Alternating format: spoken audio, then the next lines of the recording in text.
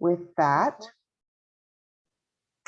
I would like to welcome you all and begin by acknowledging that I am speaking from Mi'kma'ki, and indeed the Nova Scotia College of Social Workers is in Mi'kma'ki, which is the ancestral and unceded territory of the Mi'kmaq, whose inherent rights were recognized in the peace and friendship treaties that were signed from 1725 to 1779.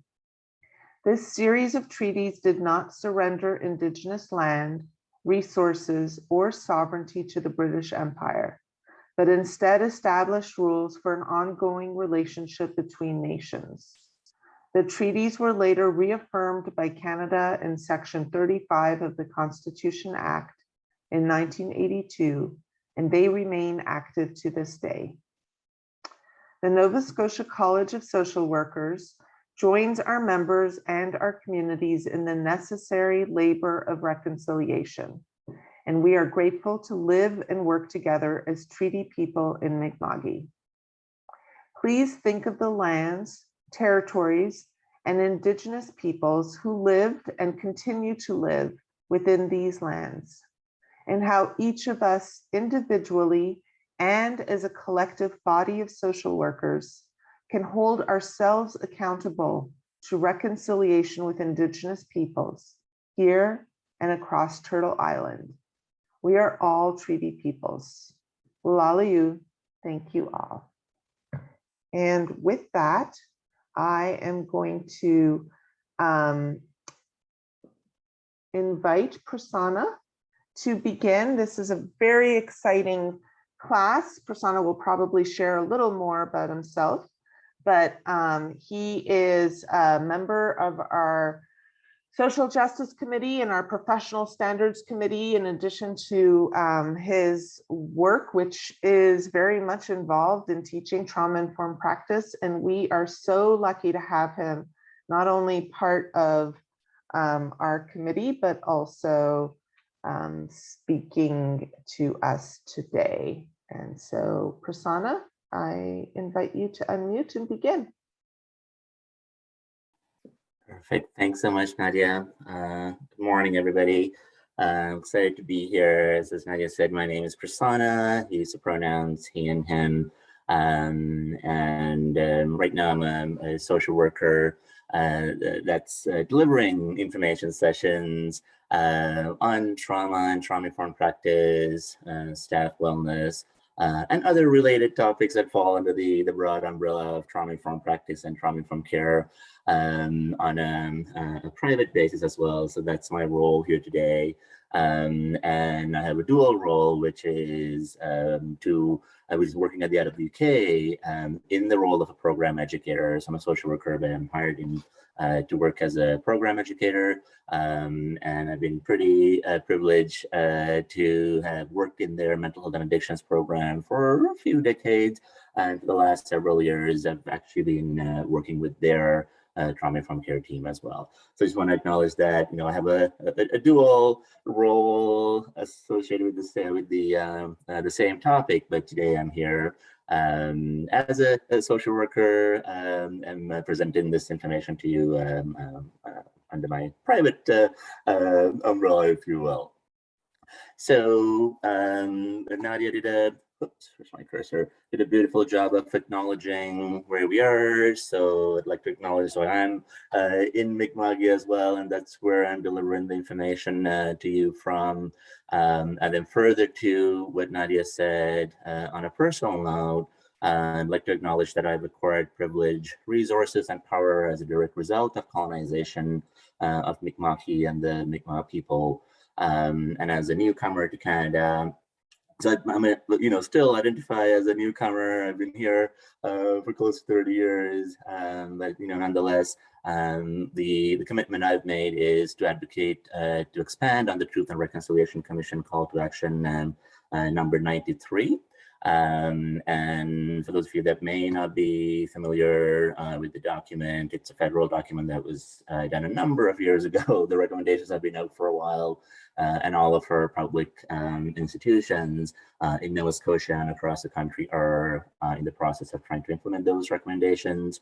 And number 93 is specifically calling on the federal government to educate newcomers to Canada as they come into this wonderful land. Right? So I think that's great. And so the reason I want to do my part to that as well is because when I came to Canada in the early 90s, and was learning about Canada, I knew about Indigenous people. There was a very different name that our Indigenous folks were referred to by even at that point, and I absolutely did not know about the history of our Indigenous folks as it relates to colonization. And so I come from a country where I have not me, so my ancestors have experience of colonization. And yeah, so I do my part now to educate people, whether they're newcomers or others, about the history of Mi'kmaq people. And then on call to action number 92 is again specifically calling on private businesses to share wealth, hire Indigenous folks, and make sure that people aren't continuing to draw resources from the shared land that Mi'kmaq people are so generously willing to continue to share with people.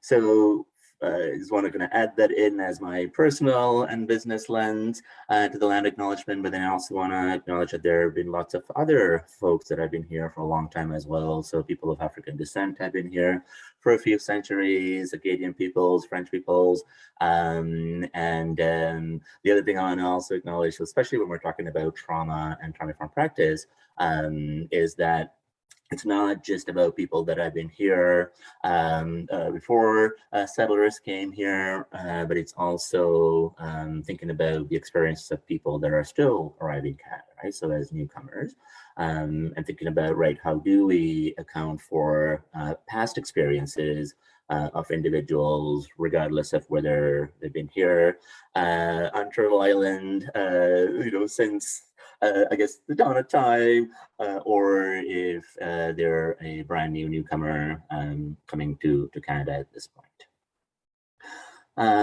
So in terms of the day, so we have a whole day, which I'm excited about because usually there's not enough time to talk about this topic at all. And so even today, so I was thinking, okay, there's so much I could present to you folks, but I tried to cut back. So you'll see with the agenda, I haven't really, given a layout of the content itself, but this is a basic framework for when we will essentially take breaks, if you will. So at 10 o'clock, we'll take a 15-minute break. Now, if we don't stop exactly at 10, it would be because we'd be in the middle of a discussion or a piece of content that I want to finish presenting before we break. And then at 12, we'll take a 1-hour break for lunch or whatever you want to do. If you don't want to eat, that's totally fine, but a break at least from the session. And then at 2 o'clock, we'll take another 15-minute break. And my hope is that by 3:45, we'd be ready to wrap things up and start closing for the day so that we can end the session by 4 o'clock. In terms of the content itself, so I've broken it down into 5 general areas, if you will. So the first that we'll do is to make sure that we are able to interact with each other in a trauma-informed way. So thinking about not just session guidelines, but also thinking about,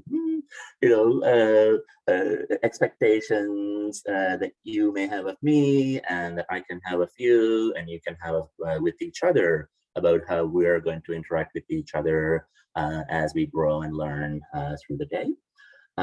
Exploring resiliency in clients in the workforce, and then towards the end, thinking about, right, so what is trauma-informed practice, and how can we actually implement a broad-based philosophy that doesn't really have a cookie cutter or recipe format that's easy to implement, right? So there's absolutely implementation guides for individuals, for groups, for organizations and governments.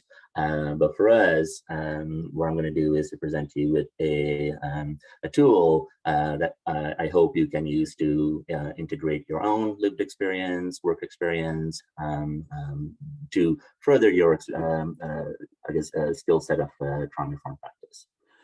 The format, so as Nadia said, we are on Zoom. It's it's not ideal, but I think most people are getting used to the idea of virtual learning. But even though we are in a virtual setting, what I'd like to do is to engage in discussion and draw on the experience of you folks, so that we can all learn together, including myself. And to do that, we'll use the chat function, as Nadia said.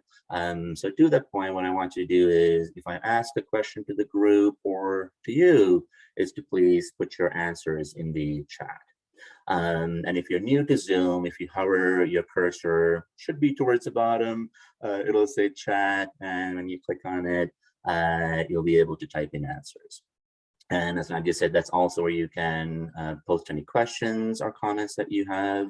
And what I'll do is periodically I'll check in with Nadia or do a scan of the chat. There will be a couple of opportunities for you folks to work in small groups to apply the theory rather than apply it on your own time. All right, so the next thing I'd like to do is to learn a little bit about you folks. So I realize it's a pretty large group. So right now we've got 34 people, and I just said actual number of registrations was actually much higher, which means we may have other folks joining us through the day.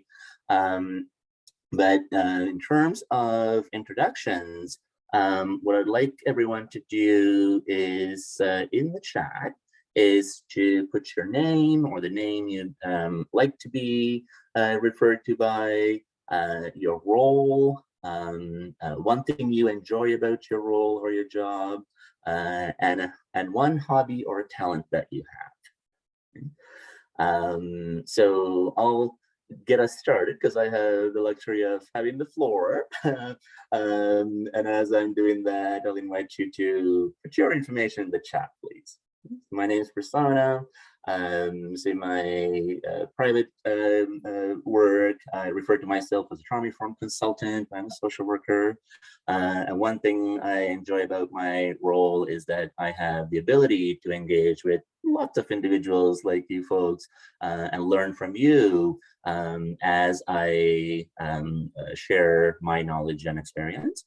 And for a hobby or a talent, I've been sharing that my hobby is wilderness camping because I like it, and over the last several years I've been able to go into the woods, if you will, so not regular campsite, but into wilderness areas with very minimal equipment, and I've always come back. So I enjoy it, and I share that as my hobby and talent. All right, so see, some folks are already getting their answers in.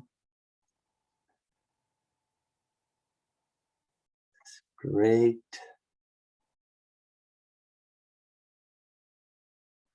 One of the things that's really nice about this process is that we can communicate and get to know each other well through the chat. And while on the one hand, it's not the kind of communication we normally enjoy, it allows us to interact and bond with each other while also maximizing the content, because a lot of times more people can share their thoughts or resources or ideas through the chat function, even as the conversation is going.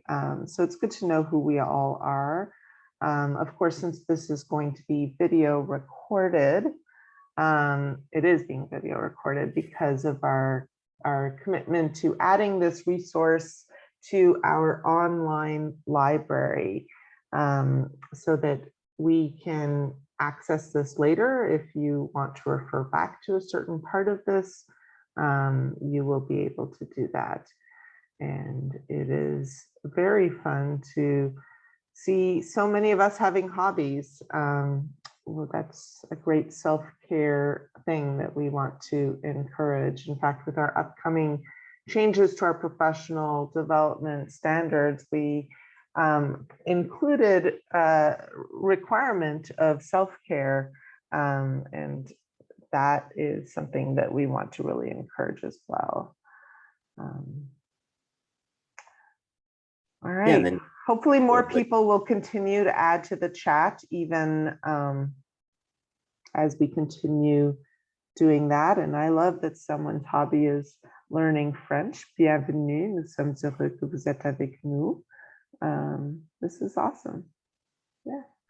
absolutely. I would like to add to what Naya was saying is, yeah, so, thinking about, as you're thinking about your hobbies or talents, I know in previous sessions, some folks have said, I used to have a lot of hobbies until, and fill in the blank with whatever your life circumstances.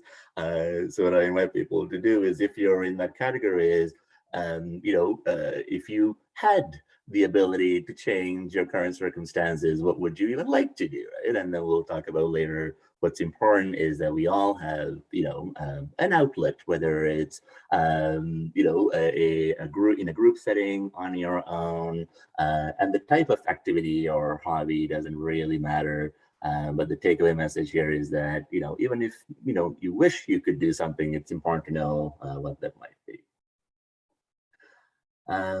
Yeah, so I'll let you folks continue to put in your information, and I'll keep an eye on that as they come in as well. And then the next thing I want to get into in terms of the content and clarify early on is the difference between trauma-specific services and trauma-informed practice. So even though they're highly integrated and interrelated, there is quite a bit of a difference when you look at the two functions or approaches. So the first is for trauma-specific services, is that, so they're here, from substance abuse and mental health services administration, which is a major source of information for anyone doing trauma-informed practice or training. Is to say, so it refers to evidence-based and promising prevention, intervention, or treatment services that address traumatic stress, as well as any co-occurring disorders, including substance use and mental disorders that develop during or after trauma. So the reason I like this definition, even though there is lots of different ways to describe trauma-specific services, is that it makes reference to treatment, it makes reference to disorders, mental use, mental disorders, which is quite often how society as well as government thinks about when they hear the word trauma, or even trauma-informed care or trauma-informed practice, right? Which is why I'm talking about it explicitly. And so there's absolutely a place for the treatment of symptomology, or explicitly teaching people how to manage or cope with their experience of trauma, or how to manage their triggers, and helping them to come up with various types of coping strategies. However, when you're thinking about trauma-informed practice, it has actually nothing to do with actual treatment.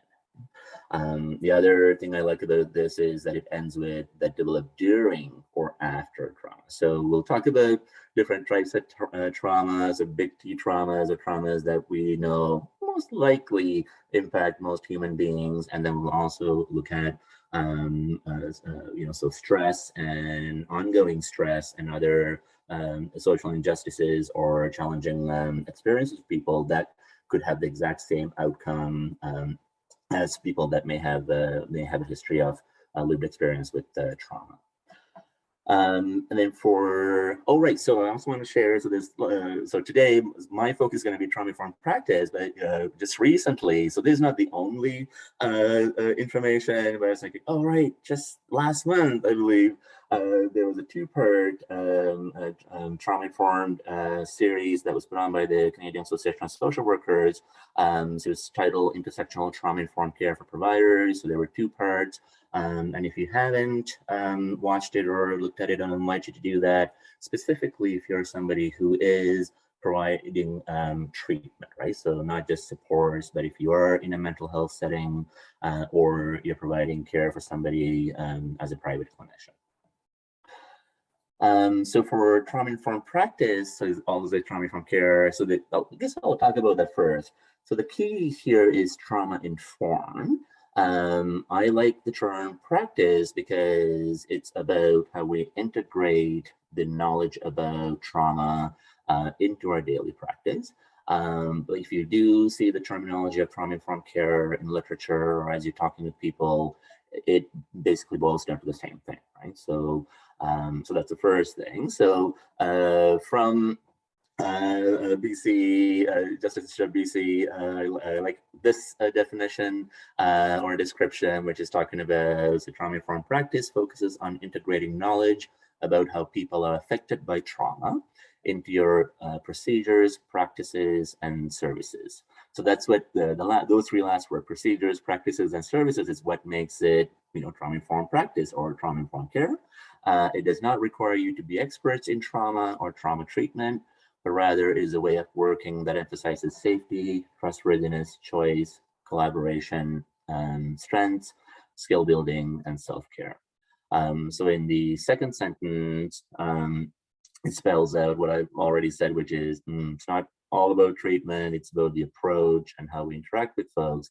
And those last few terms of this sentence are quite often also referred to as principles of trauma-informed care or trauma-informed practice, depending on which organization or piece of literature that you're looking at. So the key words there, as I said, were integrating knowledge about how people are affected by trauma. So this is the reason I've highlighted certain words in that description, is because that's where I, what I'm going to use as a launching point, if you will, to structure the objectives that I have for you folks. So we're going to focus on absolutely what trauma is and the experience of trauma, but then primarily we're going to be looking at how can we integrate that theory or the science of stress and trauma into our practice. And then the other thing so we don't need to be an expert. So what I'll say here is that what that means is that you don't even need to know if a person has a past history of trauma or lived experiences of trauma. What that means is based on your existing skill set. So that's important to note, your existing skill set, and hopefully some additional strategies that you'll pick up through the day that you're able to support the person in the moment. Right? So then that's basically what trauma-informed practice is.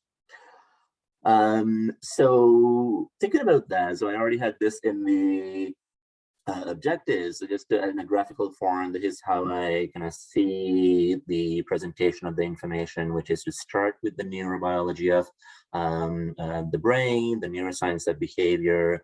And that's because when I've had my own trainings for trauma-informed care, trauma-informed practice, quite often folks start with the broad umbrella, and then inevitably we end up with the neuroscience, right? Or along the way, a lot of questions are answered using the neuroscience or by referring to the experience of trauma or stress in the brain. So that's why I'm starting with that piece of information, so that as we go along and get into more complex topics or applications, my hope is that you already have an understanding of what's happening in people's brains. Explore resiliency. So we'll talk about resiliency in the context of a biological function first.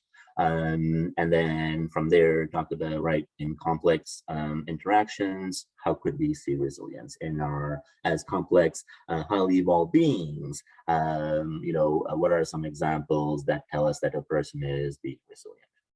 And then we'll end with trauma-informed practice as a philosophy or a framework, so that you folks have all the pieces of information by the end of the day to go ahead and continue to apply the information in your daily practice.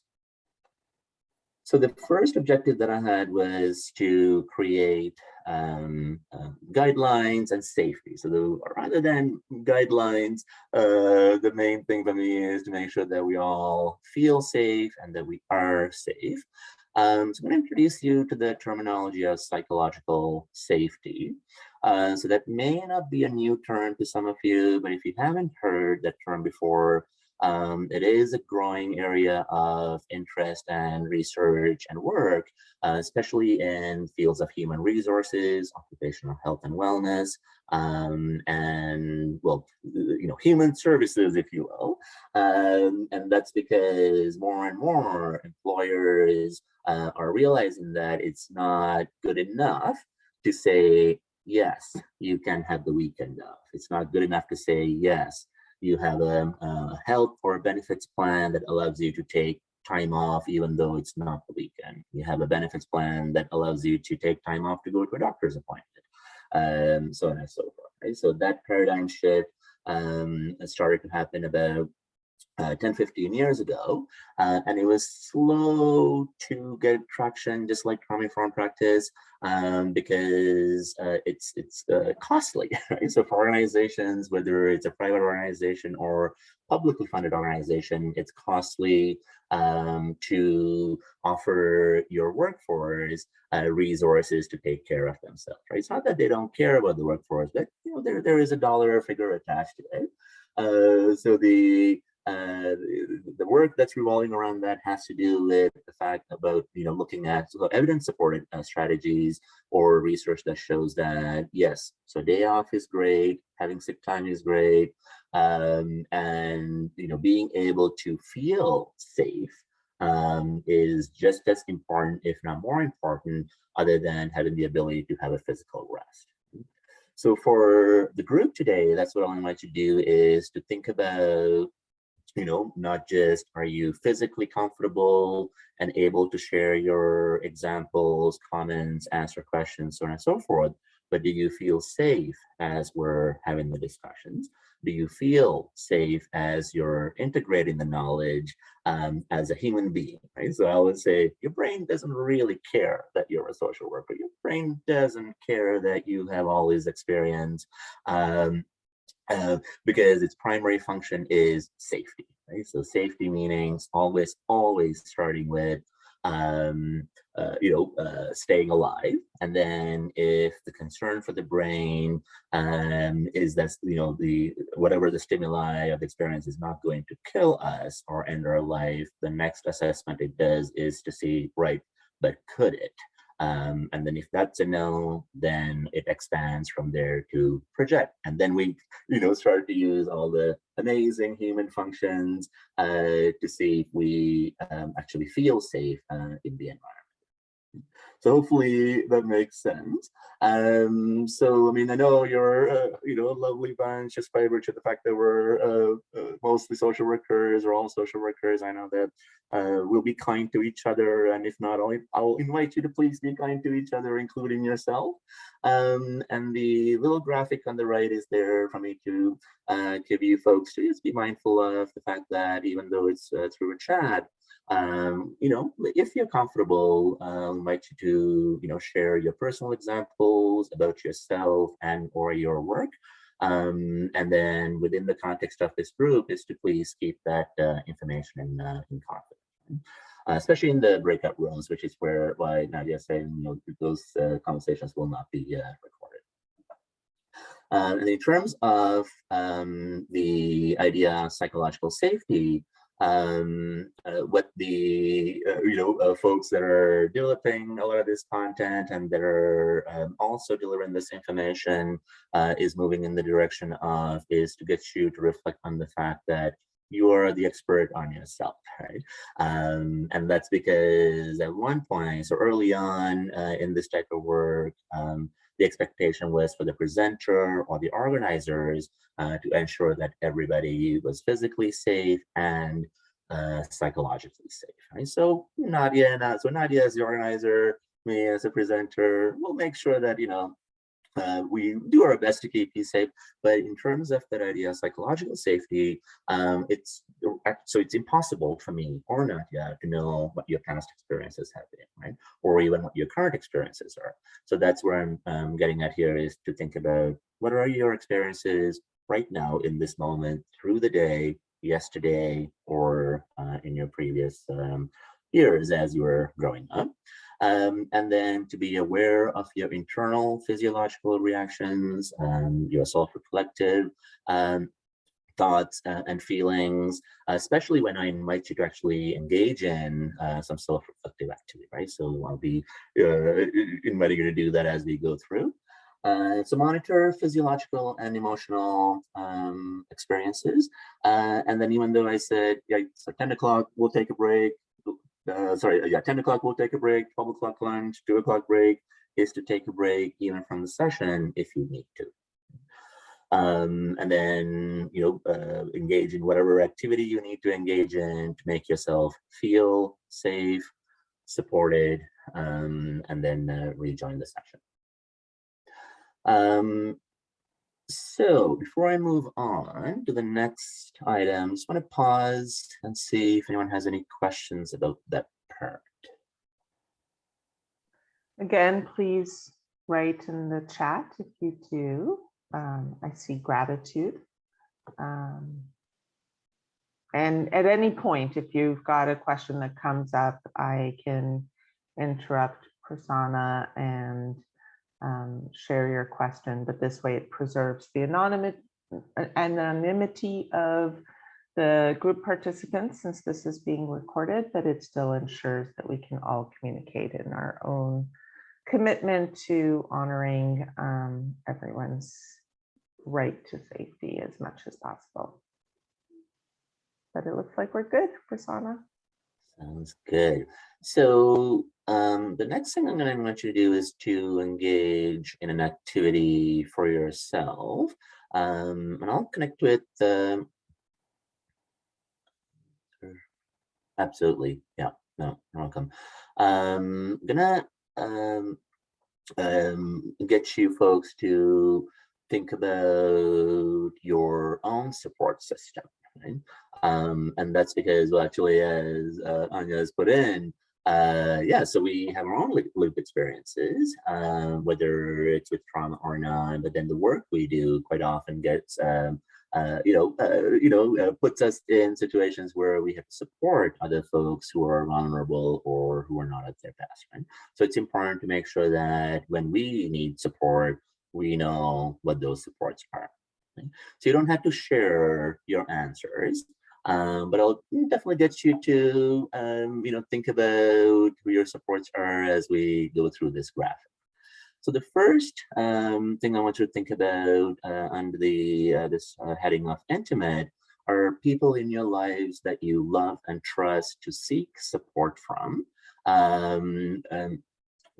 Because from knowing that regardless of what your issue is, whether it's I've lost my keys, or I had this experience at work, or I'm having difficulty with my child or a partner, they will absolutely help you, right?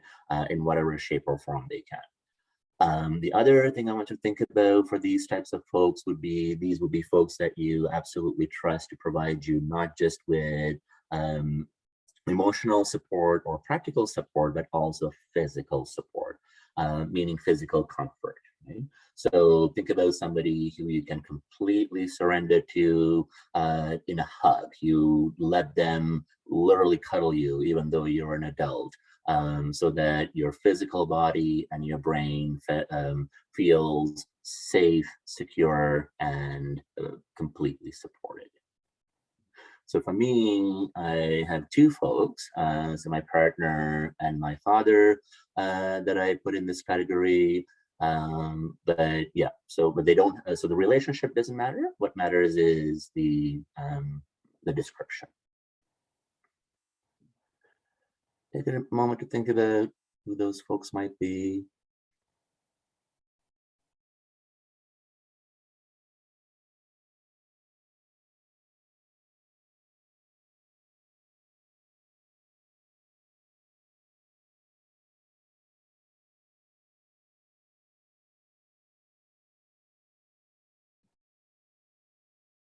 And the next group I'll get you to reflect on is called personal. So here I want you to think about people in your life that you can reach out to, get support from, and they will absolutely help you. They may know lots of information about you, your past circumstances, your current circumstances, and what makes this list of people different from intimate is that you are actively filtering information as you're even seeking support from them. The other differentiator here between intimate and personal is that these may be people that you don't completely feel comfortable receiving that physical comfort from. Let's take a little bit of time to think about who these folks might be.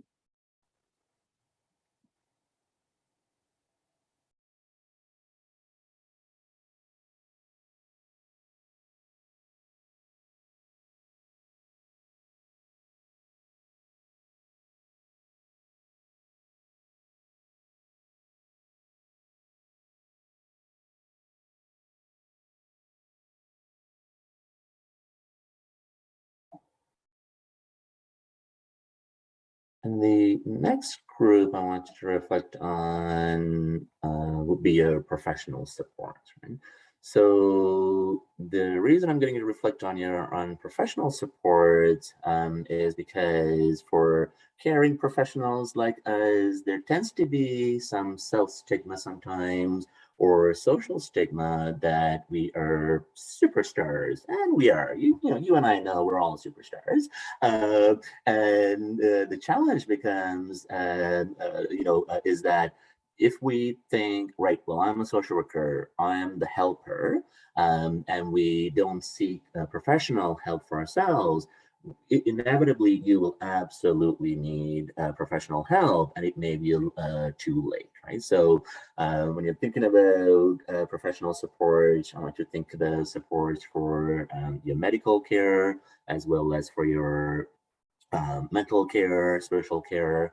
But these would be people, I mean, you may have known these folks for a while, but the difference here between intimate and personal is that these are folks that have a professional obligation to keep your information in confidence.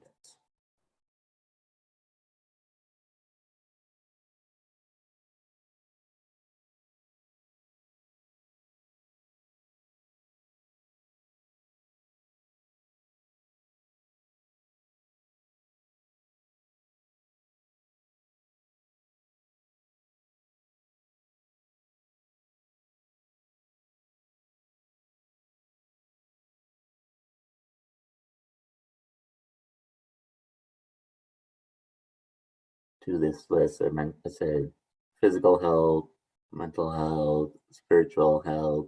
So for spiritual health, you can think of any person, but remember, you'd have to have confidence that they're working in a professional capacity.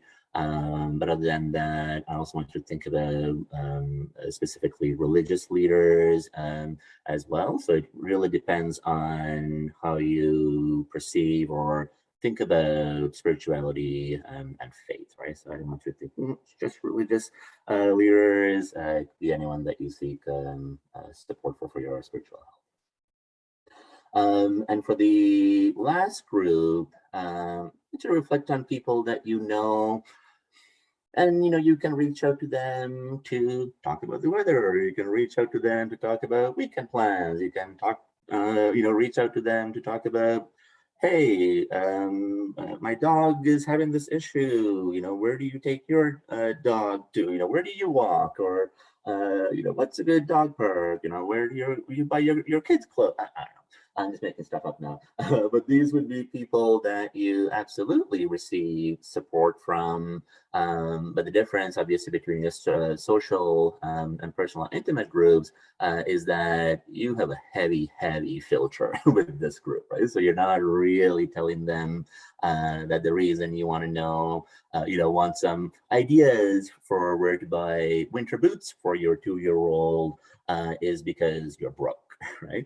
And that you're hoping that out of the 30 people in this session, someone, I get 30 ideas, and I'm able to go, okay, where is the cheapest possible place I can buy winter boots for my 2-year-old or what have you, right? So I mean, I just made that up. But that's the idea, is that you're still receiving support, that, it's heavily filtered, if you will, or censored. So hopefully that makes sense. So the main thing to keep in mind when you're thinking about these 4 categories, and some of you may have done this with 5 categories, there's a few different ways to do this, is to make sure that you have at least one person in each of these categories. And when I say that, sometimes folks say, I'm good for personal, professional, social, don't really have anyone I can think of for intimate, because of your life circumstances, living arrangements, and more recently, because of the pandemic, right? So if it's because of the pandemic, what I'll invite you to think about is, right, so, there is a reason public health is saying, no, you can't visit, no, you can't travel. So if that's the case, is to think about some electronic formats, right? So telephone, Zoom, Skype, what have you, even though you won't get that physical comfort from them, is to think of, what are different ways you can still stay connected. And if you can't think of anybody to put in there at all, is to think about, okay, that's totally okay. But do you have folks in the personal, professional, and social, right? And that's because as human beings and as social animals, we need other people, right? So some of us may prefer solitude and quiet. So I'm one of those people, but I absolutely need people around me to engage with and seek support from when I actually want that human connection. Any questions about this part before I move on?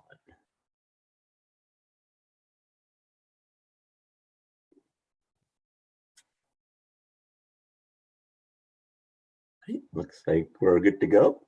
So this is a resource you can use for yourself through the session, but then in general as well. So now we'll get into the first bit of content here around exploring the neuroscience of behavior in clients and the workforce. And so the first thing I get you to think about is, which part of the brain helps us to stay alive, right? So, well, we need all parts of the brain. What we know from neuroscans and years of medical information now is that it's the brain stem that is crucial for keeping us literally alive. Right? And when we look at the development of the brainstem in infants and the fetus, what we see is that that part of the brain starts to develop at about the 7th week of gestation. And then by the time we're born, that particular area of the brain is completely, so 100% fully functional, right? So it's functional physically, and in terms of the more complex functions, it's completely matured. And then when we're born, obviously we have the rest of the physical parts, if you will, that are working. But as we know, the rest of the brain doesn't completely develop until we're much older. So in terms of the core function, so I like, I mean, there are lots and lots of neurologists and neuropsychiatrists and other folks that are doing research in this area, but I particularly like the work of Dr. Bruce Perry, because he has a lovely model for our framework called state-dependent functioning, which is a really, really good structure to understand the experience of to understand body functions, but then we're talking about trauma, trauma-informed practice, and stress, and the experience of stress and stress response. I find it's a really easy model to use, but that's not to say that there aren't other lovely ways of explaining this as well. So using this basic framework, what you'll see is that on the far right, it says body function. So it's not a perfect matchup to different areas of the brain. But we will notice at the very bottom, aligned with brainstem are things that we need to stay alive, right? So like appetite, sleep, blood pressure, heart rate, and body temperature. And if you think about it, yeah, when especially when we're calm and rational, we can make decisions about what we eat, when we sleep, how long we sleep, so on and so forth. But these are things that you don't really need to worry about, right? So our body tells us when it's time to eat. Our body tells us when it's time to sleep. It tells us to increase our heart rate or decrease our heart rate, to make us shiver, make us sweat, depending on temperature. And that's because the body is trying to keep us alive by taking care of those basic body functions. And as you'll see, as we get towards the top, those functions get more and more complex, right? So reflective cognition, concrete cognition, attachment, emotional reactivity, sexual behavior, so on and so forth. Which again, you don't need to look at a picture like this. We work with young children, school-age kids and teenagers, that our ability to have more complex functions, while the mastery of complex functions doesn't happen until we're a little bit older. So the next thing I want to draw attention to is specifically around the cortex. Remember I said by the time we're born, all the physical parts are there, but in terms of the maturity and the functioning of the brain, what we know now from, again, neuroscience and scans is that the prefrontal cortex, or the part that's in the very, very front part of the brain, doesn't completely mature. So not physically develop, but mature till we're about 24 to 30 years of age. So the up to 30, I just heard the last year or so, the longest time it was, on average 20 to 25, and now they've actually extended it to 30 years as well.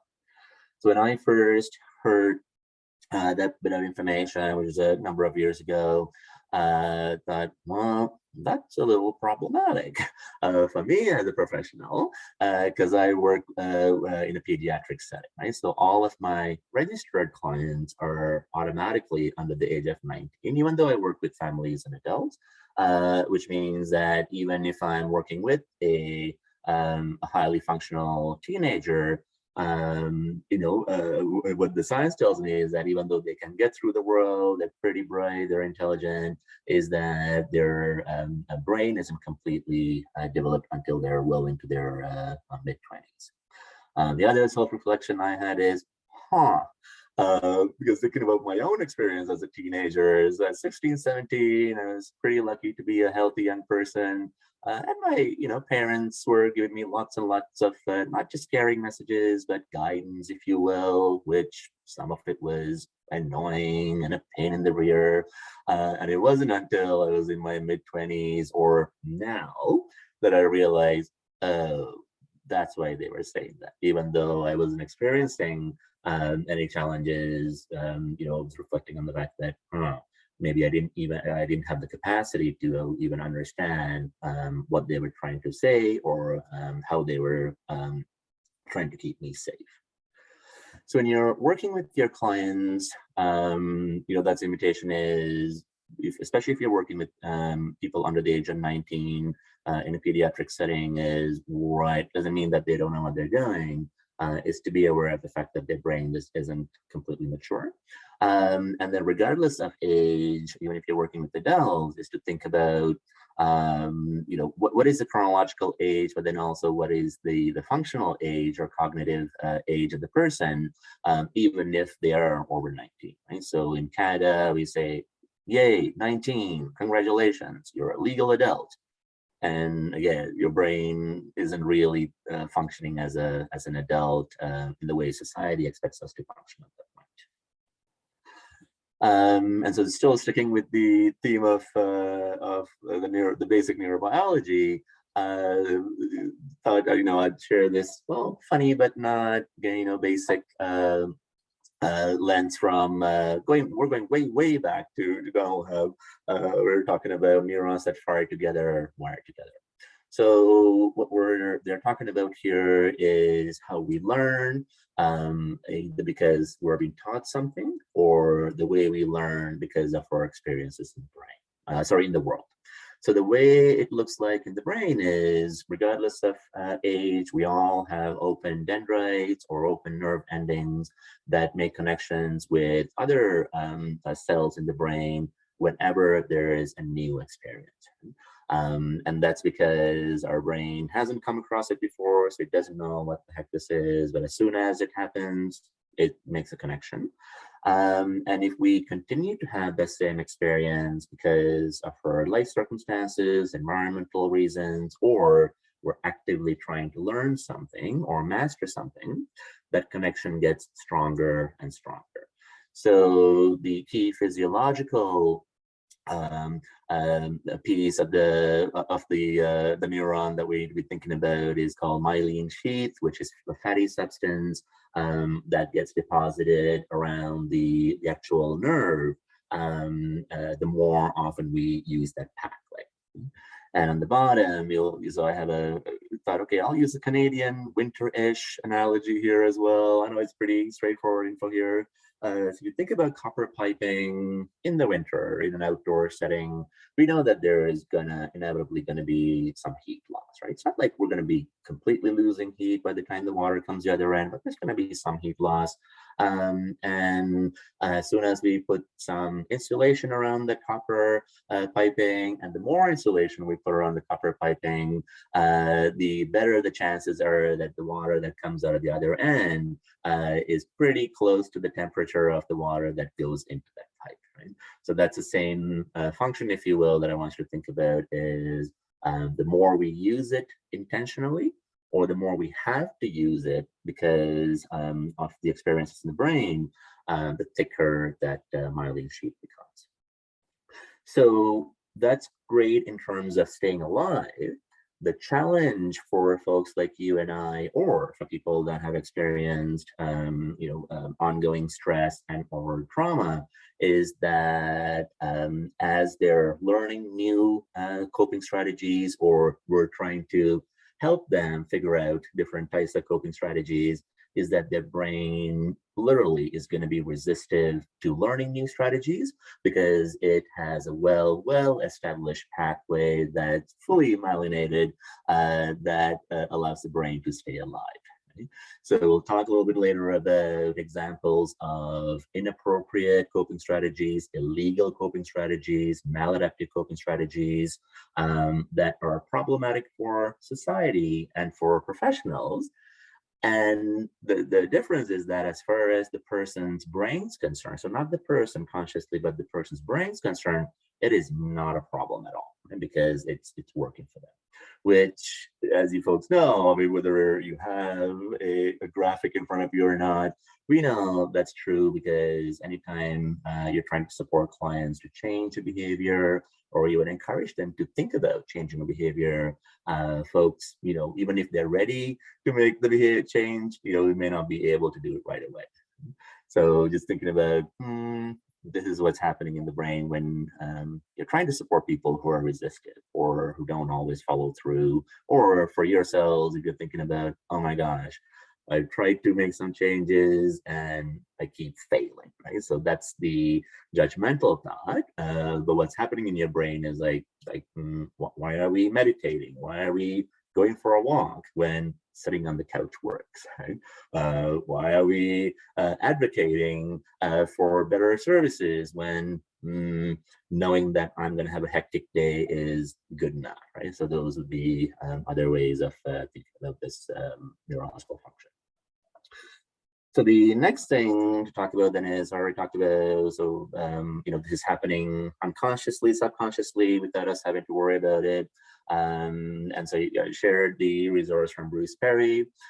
There's also lots of information from Dan Siegel, who's been doing this work for a while. And then I always draw people's attention to something that's, again, it's not new by any means, but if you're not familiar, to look up Polyvagal Theory. And that information specifically looks at what happens in the brain when we're stressed in general, and or if we or somebody has experiences of trauma. And so, so Stephen Porges is a good person to look up.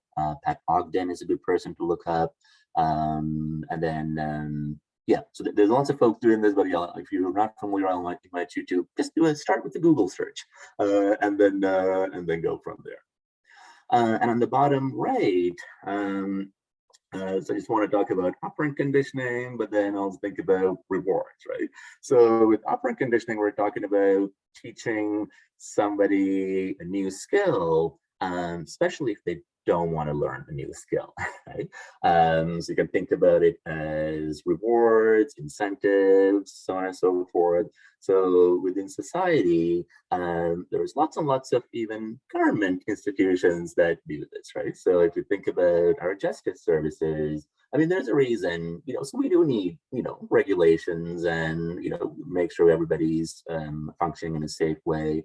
But if you think about some of those departments, other than policing, so I'm talking about correctional services, or under that umbrella, so probation, parole, it's a fear-based, sometimes violence-based way of getting people to change their behavior, right? So again, just to be clear, I'm not saying we shouldn't keep society safe, but I'm saying we should think about how we are getting people to change certain behaviors, especially if it's well entrenched. So outside of the settings like correctional settings, I also want to think about day-to-day choices you make because you have to, right? So not because you want to, but because you have to. And that's because if you don't make a certain choice, you may be anticipating a negative consequence or a negative outcome. So, for example, if you are working in a workplace where your leadership says, right, you have to go to a certain kind of training, you might be thinking, oh my gosh, I already know about this. Why do I need to do it? Or why do I need to do it every year? And yet you do it because it's part of your job, right? So you don't want to get in trouble. So you're not going to get shot like this poor little mouse here. But the consequence could be, well, they keep bugging you about it, right? Could be, there's limits put on how you function or your ability to work until you do certain types of trainings or whatever else. And on the flip side, you'll be thinking, oh my gosh, I don't want to do that training. And you may force yourself to do it early or than you're supposed to do it or before you do. Because the positive consequence of doing it is, right, people get off my back, right? So it's not like being away from work is going to cause extra stress for you, or the work is there when you come back. But you might decide, you know what, let's just get it over with, because the positive consequence is life is so much better. So when you're thinking about that idea of making choices to avoid something unpleasant, what are some, I guess, workplace or modern choices that you can think of that you decide to engage in it because the alternative is not very pleasant? Let's put those in the chat.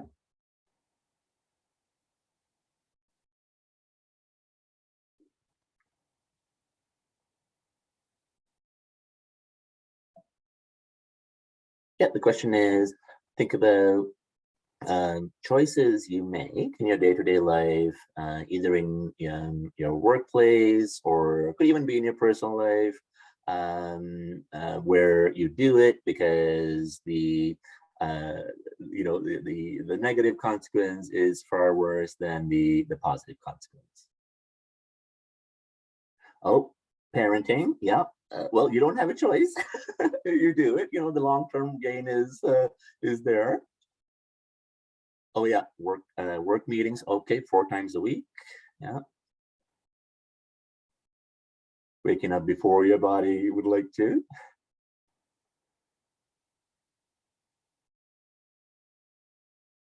Okay, CPR, yeah, bi-weekly.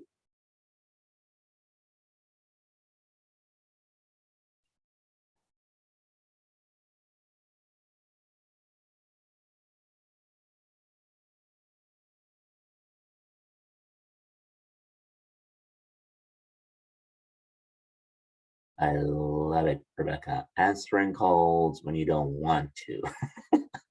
So I'm thinking, oh no, this is person again.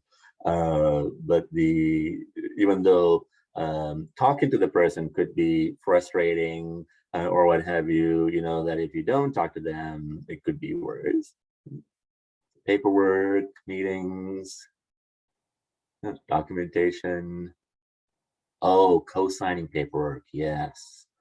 So I don't do any direct patient care work anymore. Well, I do, it's very, very minimal.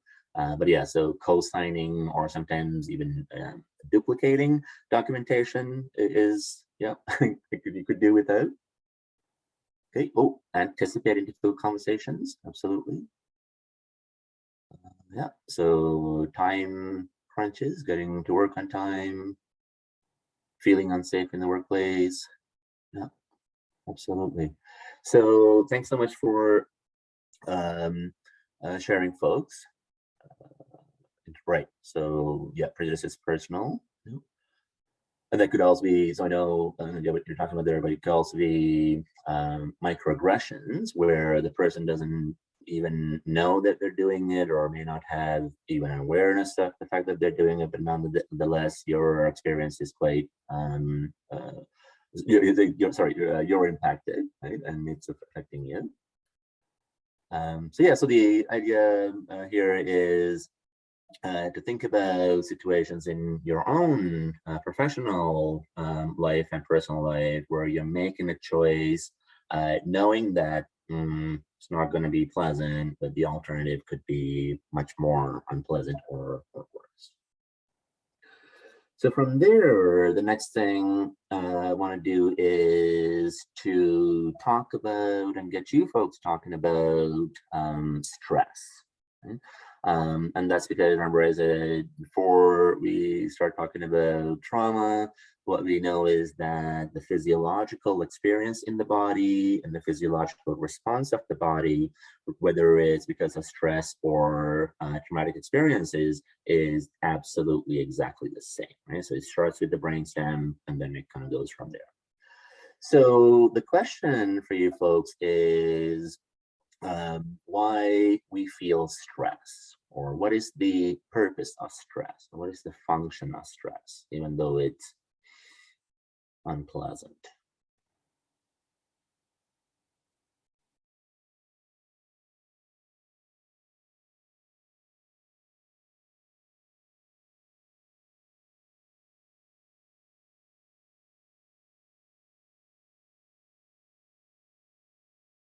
Yeah, motivate us to engage, yeah, or pay attention.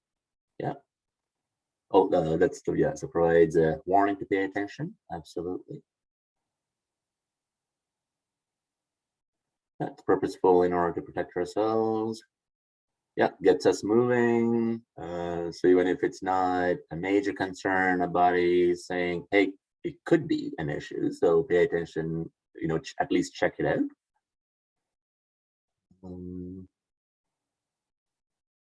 It's an alert, it's a reminder.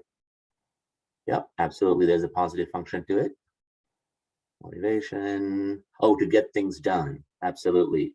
So I am a professional procrastinator. I have it down to a science. And my academic days are like, oh, yeah. Anyways, I got through school. Let's just say that. But the stress of needing to have it done was very, very good motivator for me. Right. So client triggers. Yeah. Right. So feel stress when situation is unknown. So that's really important. So it's not just that the brain is saying, right, there is a danger, that danger could harm me. In the absence of information, the brain automatically defaults to, right, we're not going to stick around to find out. I'm going to keep you safe, right? So when I say that I'm going to keep you safe, it's your brain telling your body what's going to happen versus you having a conscious decision.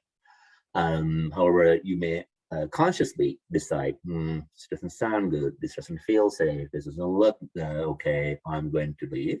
And that's totally okay. But what I want to folks going to start with thinking about are those kind of unconscious or subconscious processes.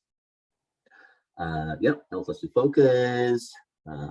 Okay, reminds us to slow down, which kind of goes with the focus. Yeah, absolutely. Chronic stress is ongoing, then in the moment stress response. Let's go, juggling family and work, refiguring the game plan. Absolutely. So it's the same as, making a decision quickly and then getting on with it. Whether it's an uncertainty or a change in plan, right? So all of our brains, it's not just children, all of our brains like predictability because it keeps us safe, right? So when that predictability is disrupted, even if it's right, there's a roadblock and you have to, spend 3 more minutes going a different way, our brains are not going to like it too much, right? But especially when it involves people, or relational work, so like family, people we work with, support at work or even work with, that causes us additional stress. So perfect, yeah. So folks were right on point here. As I'm saying, so stress is a very good thing for all the reasons you folks shared, because without stress, we will absolutely get hurt, right? So we'll get hurt physically and psychologically or emotionally. And then when we think about that function, so there are 3 basic functions that most people are aware of, which is fight, flight, and freeze. If you think about why we all have those abilities, it's because of the fact that these are controlled or operated, if you will, by the brainstem, right? Which is why I started with, by the time we're born, that this part of the brain is fully functional. So with fight, if you think about humans living outside of permanent dwellings or permanent shelters, or even together in communities, there would have absolutely been times when we would have had to fight off predators, right? Fight off other humans, which still happens. But that's the survival function, is to fight, protect yourself, engage in as much aggression and violence as you need to just to stay alive. And flight, yep. So you might have started off with fighting and then decide, right, not going to win, I'm going to take off, or you see the threat coming and then you try to get a head start. So there would have been a time when we would have had to do these, and that genetic information, it gets passed down because, well, we need it to stay alive. The freeze function is there for those moments where staying perfectly still is going to be helpful for the predator to move on, or to stay perfectly still until the environment settles so that we can come out and engage in activities that we want to engage in. So other than the basic fight, flight, freeze, there are a number of other survival strategies that we still experience or have access to. So one that I want to share is flock. So here we're talking about the survival function of hanging around with other animals or beings that are the same as us, right? So whether it be human beings, if you're herbivores, it could be zebras, wildebeest, even predators, even though they may prefer to be on their own at times, do hunt in packs, right? Because there's safety numbers, you do get more done, you do have the sense of safety if you're in a bigger group. So in the modern world, your brain is absolutely doing this on an ongoing basis. And what that might look like is that as soon as you go into a new environment, your brain may be scanning the environment to see if there are other people that are of the same the same sex as you, the same age as you, the same skin color as you. There are other people that dress the same as you, talk the same as you, so on and so forth. In our everyday professional settings, this could also be happening where you might feel outnumbered if you're the only social worker on a team, right? Or if you're the only social worker with a different role. So you may be a social worker and a supervisor, or a social worker and a manager, and that differentiates you from even social workers in general. And on the flip side, for our clients, this could be happening every time they engage with us, right? Because we have a lot of power and privilege, even though we are aware of it. We try to work with people, not try to make them do anything they don't want to do. Just by virtue of the fact that we are a staff person, puts us in a different category, right, of having power. And then depending on where you work, the institution itself, creates that otherness. Right? So I can speak for healthcare, where people will absolutely bring their child or themselves in to receive services and treatment. However, there could, it's probably a lot of fear about bringing their child or themselves to a government institution because of her past history with colonization, well, even ongoing issues like systemic racism and homophobia and sexism and so on and so forth. And then for us as a profession, social workers, there is a well-established history of how people should stay away from us, right? Because stigma, but then it's not just stigma, but the history of the 60s scoop and what social workers are still required to do legally in terms of keeping vulnerable people, so not just children, but adults as well, safe, right? So that function of investigating unsafe living circumstances for children or adults, the function or the requirement legally to remove people from their family of origin, from sometimes even their community, is horrible. And yet there is a legal reason. But I just want to say, so when you think, so I know you folks know that, but think about it in terms of the experience of the person that has to interact with a social worker. Right? So an example I'll share is, remember I said a slide or two ago that I don't have very many direct patient care responsibilities anymore. However, when I do, it's with pretty high risk individuals and their care providers seeking me out for my skill set in various areas. And I was working with the family this summer where I felt awful because the assumption I had made was that the care provider, so the professional care provider, the clinician that I was with, had explained to them why I was coming or what my purpose was for working with the family.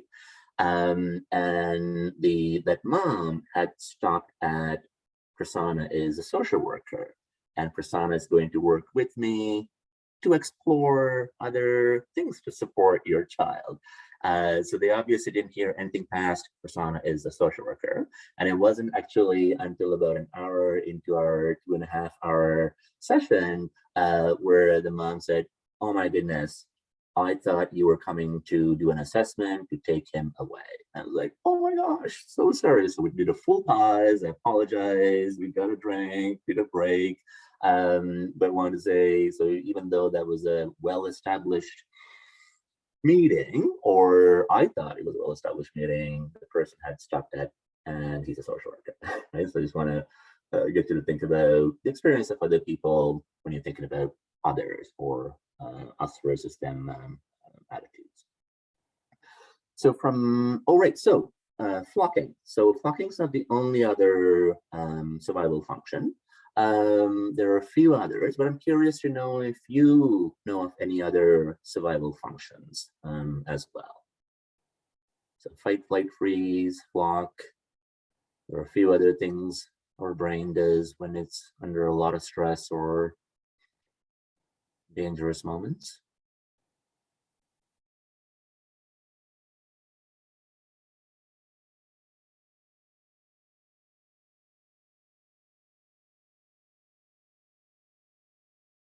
Yep. So fawn, absolutely.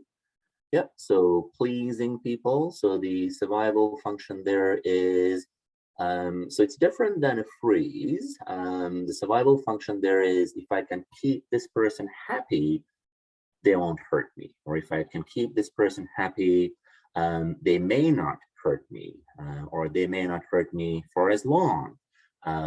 So absolutely. Yep. Dissociation. Yep. Yep. So dissociation is a little bit different than freeze. Because with dissociation, the person may be still at times actually they might actually be interacting with you verbally.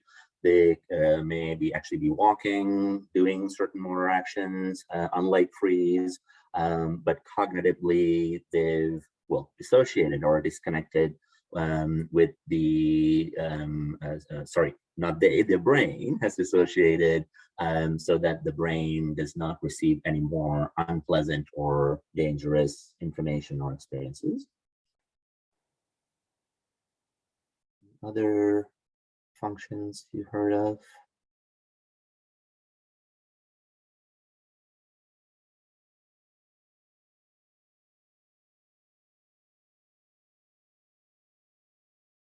So some folks also talked about submit. So again, not the same as freeze, because when the brain submits, so again, it's not the person deciding to submit, the brain just stops fighting against the danger, hoping that the experience will end sooner rather than later, right? So the main thing is, most of the time it's an unconscious decision, but that could absolutely be a conscious decision as well if this behavior, if the person has experienced this behavior multiple times. Okay, so all right, let me see here. Okay, so I'm looking at the time, and I'd told you folks that we'll take a break at 10 o'clock. I'm looking at the next slide coming up, and there's a little bit of information. There's information that I don't want to rush through in 3 minutes or less. So Nadia, I'm not sure if you want to give some instructions, but yeah, I'd like to offer these folks a 15-minute break and then continue. Yeah, absolutely. So I'm going to stop recording.